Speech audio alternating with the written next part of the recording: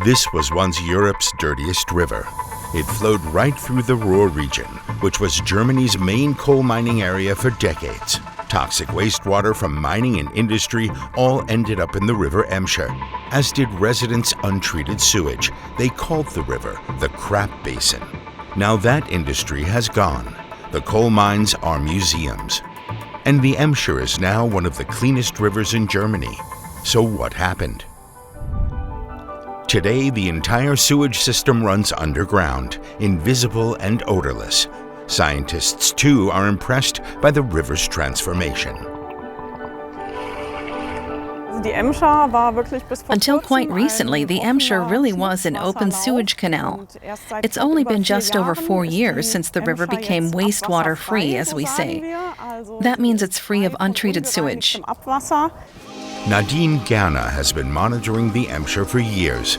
More than half of the roughly 350-kilometer-long river has already been renaturalized. The Emscher flows through a heavily urbanized area, home to millions of people. It empties into the Rhine River near the town of Dinslaken.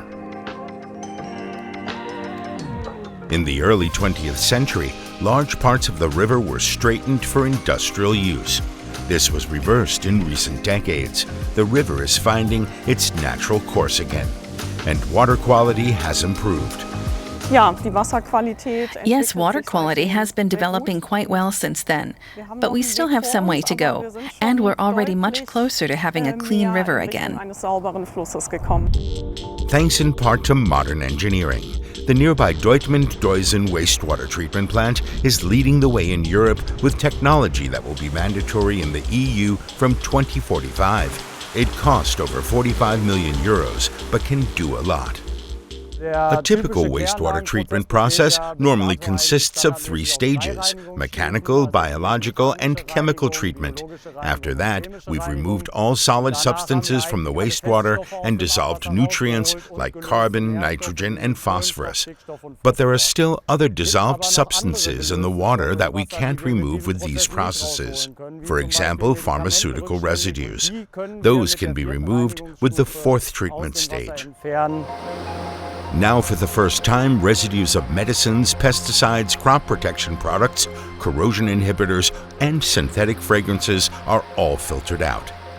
The process involves these blue mats, expensive high-tech components, which form the world's largest cloth filter system. In this process, the water is purified with the help of activated carbon. Yes, that black carbon.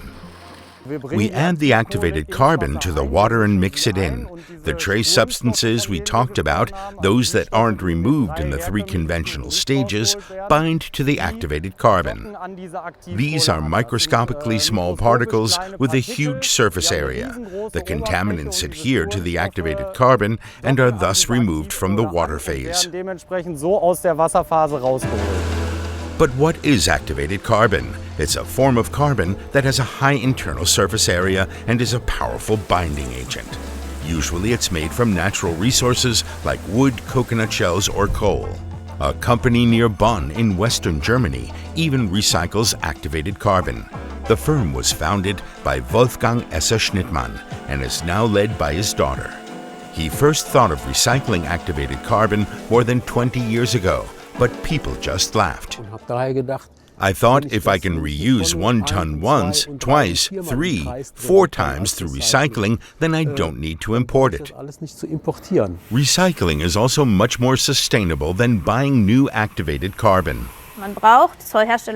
To produce 1 ton of activated carbon, you need around 15 tons of fossil or carbon-containing raw material. If you recover that ton of activated carbon through recycling, the carbon footprint is drastically reduced.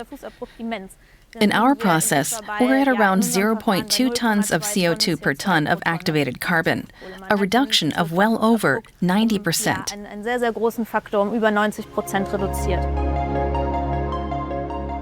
In a thermal process, the activated carbon is heated. This creates a sponge-like surface that can absorb pollutants. The procedure can be repeated as often as needed. The company has developed a circular system to recycle activated carbon from wastewater or from industrial plants. For example, we take back wastewater from individual treatment plants, analyze it in our laboratory, and then develop activated carbon tailored specifically to that site, making it especially efficient and economical. In the company's in-house lab, every batch of activated carbon is analyzed closely to determine the best recycling method. We're not allowed to show the recycling machines they use, as they are a trade secret. When I see how competitors who once laughed at us now place orders with us sometimes when they have an emergency, that's a nice feeling. Back to the Emscher. Thanks in part to water purification using activated carbon, the river has become much cleaner. We definitely have a variety of different species here, mainly freshwater crayfish, but also mayflies, at least 2 species. These are clear indicators of good water quality. This is a key factor in allowing animals to return to the Emscher. Since the river mouth was reopened to the Rhine, many species have migrated in and are now able to establish themselves here. Over 500 species have now returned to the river, including sticklebacks, trout, and the banded demoiselle.